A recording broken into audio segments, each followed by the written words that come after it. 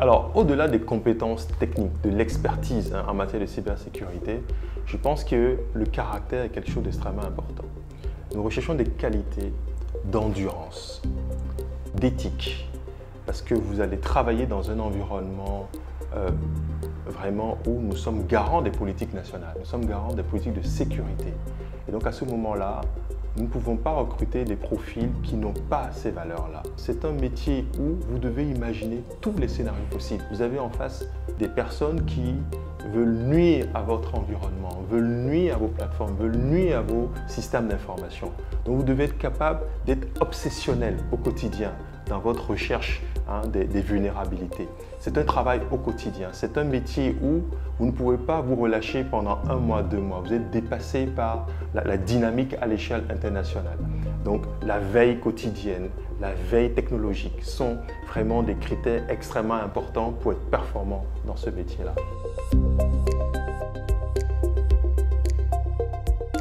Alors, les profils que nous avons sont effectivement, donc, la plupart, ce sont des profils donc déjà nationaux, des Béninois, des jeunes, voire des très jeunes, parfois autour de 20, 21, 22 ans, qui ont souvent des bachelors, quelques-uns qui sont déjà au niveau master. Mais ce que nous voyons, en tout cas à travers cet événement, c'est que vous pouvez être un bac+2 et être extrêmement performant. C'est vraiment la preuve par l'action. Ils sont mis en situation presque réelle et peuvent vraiment révéler leur savoir-faire ou tout au moins leur potentiel. Et c'est ce que nous recherchons finalement.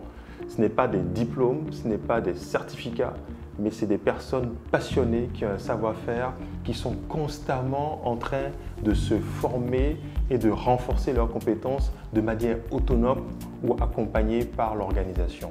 Et ce que ces profils-là vont pouvoir en tout cas trouver à la CIN, c'est également l'opportunité de se confronter à un environnement international, puisque la CIN est clairement devenue une référence au niveau de la sous-région.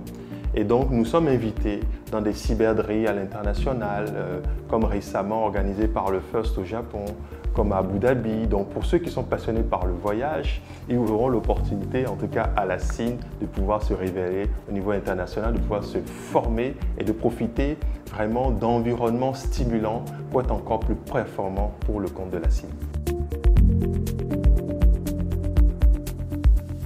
Quand vous regardez le pôle sécurité aujourd'hui, vous avez différents types de profils. Vous avez évidemment des profils qui sont plutôt des auditeurs en cybersécurité, qui mettent en œuvre des plans d'inspection également. Vous avez également des profils qui sont plutôt très pointus, qui vont plutôt être sur des tests forensiques par exemple. Vous avez d'autres profils qui vont être au niveau du BJCCIR, d'accord, le centre d'alerte et des réponses, et qui là vraiment chaque jour, c'est vraiment comme les policiers du cyberespace, ils vont rechercher des vulnérabilités, ils vont screener constamment les sites qui sont dans notre environnement, dans le cyberespace.